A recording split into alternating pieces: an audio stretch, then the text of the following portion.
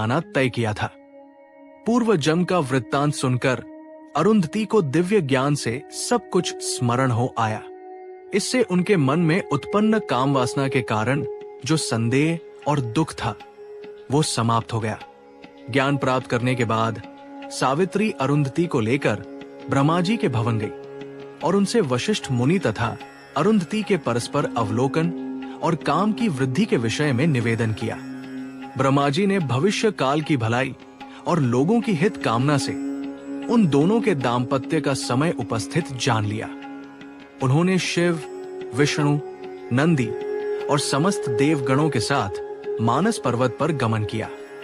ब्रह्मा जी ने देवर्षि नारद जी को दूत बनाकर चंद्रभागा पर्वत पर मेधातिथि मुनि को लाने के लिए भेजा। समस्त देवगणों, मुनियों, विद्याधरों और अप्सराओं के एकत्र होने पर ब्रह्मा जी ने मेधातिथि मुनि से कहा कि अब वे अपनी सुचरित्र व्रत वाली पुत्री अरुंधति को उनके वर वशिष्ठ मुनि को सौंप दे, क्योंकि इन दोनों का विवाह होना पहले ही निश्चित है। मेधातिथि मुनि ने ब्रह्मा जी के वचन का श्रवण कर अपनी पुत्री को लेकर वशिष्ठ मुनि के समीप गए। वशिष्ठ मुनि वहां ब्रह्मश्री से दीप्तिमान प्रज्वलित अग्नि के समान कांति वाले होकर धर्म, अर्थ, काम और मोक्ष में बुद्धि को धारण किए हुए समासीन थे।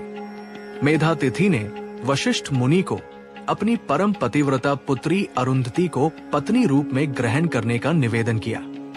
वशिष्ठ मुनि ने ब्रह्मा, विष्णु और शिव आदि को वहां उपस्थित देखकर होने वाले कार्य को दिव्य चक्षु से निश्चय किया। उन्होंने बहुत अच्छा है कहकर मेधातिथि मुनि की पुत्री को धर्म पत्नी के रूप में प्रतिग्रहण कर लिया। वशिष्ठ और अरुंधति का विवाह तथा 7 नदियों की उत्पत्ति।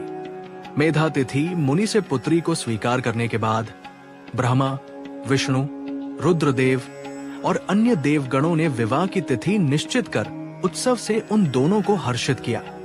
सावित्री आदि देवियों, दक्षा, कश्यप आदि मुनियों ने वशिष्ठ मुनि के जटाजूट को खोलकर उन्हें मंदाकिनी के पावन जल में स्नान कराया। फिर उन्हें स्वर्ण निर्मित दिव्य एवं मनोहर आभूषणों से सुशोभित किया। ठीक उसी प्रकार सती अरुंधति को भी अलंकृत किया गया। मुनियों द्वारा वरवधू को अलंकृत करने के बाद विवाह की विधि को संपन्न किया गया। विधाता हरि भगवान और ईश्वर शिव ने स्वर्ण और रजत घटों में समस्त तीर्थों के जल को रखकर आशीर्वाद